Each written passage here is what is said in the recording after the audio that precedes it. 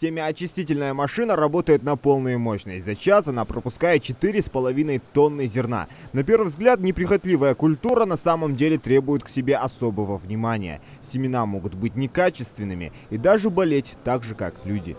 Гельминтоспориоз, фитоспориоз, бактериоз. Диагнозы самые разные. Пшеницу протравили против болезней. Можно сказать, сделали вакцинацию. Зерно поменялось в цвете. Таким образом, будущий урожай оберегают от различных вспышек заболеваний.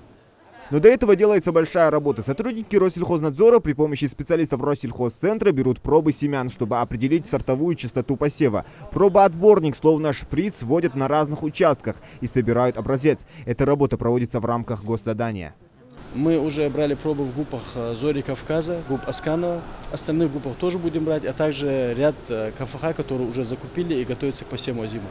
Затем уже в лаборатории зерно проходит тщательную проверку. Первым делом взвешивается и делится по граммам в 2 емкостях. Так специалисты смогут определить жизнеспособность и удельный вес. Им не проблема найти даже иголку в стоге сена. Сорняки ищут тщательно. Если они не будут преобладать, то партия считается чистой. Каждый процесс уникальный и требует времени. Овес, ячмень, кукуруза, рапс и даже горчица. За день в этой лаборатории могут пройти проверку более 10 килограммов партии зерна. Пожалуй, самая скрупулезная работа — определение жизнеспособности семян.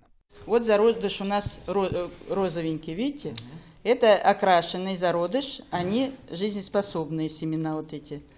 Вот это тут немножко, вот видите, вот чуть-чуть тут есть, оно не окрасилось. Мы его откидываем и так на основании вот каждой мы вот половинку считаем.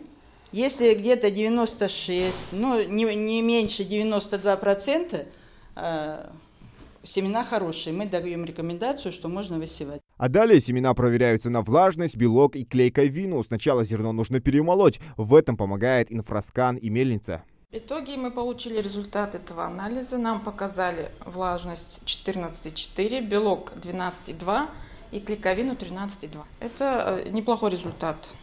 В ГУПе Нестеровской инспекторы частые гости. Урожай озимых здесь был хорошим, и это результат прежде всего исследования семян. Сейчас для аграриев жаркая пора, осенний посев в самом разгаре. А между тем специалисты проводят апробацию и определяют посевные и сортовые качества зерна. Зелимхан Калоев, Майрбек Миржоев, Новости 24.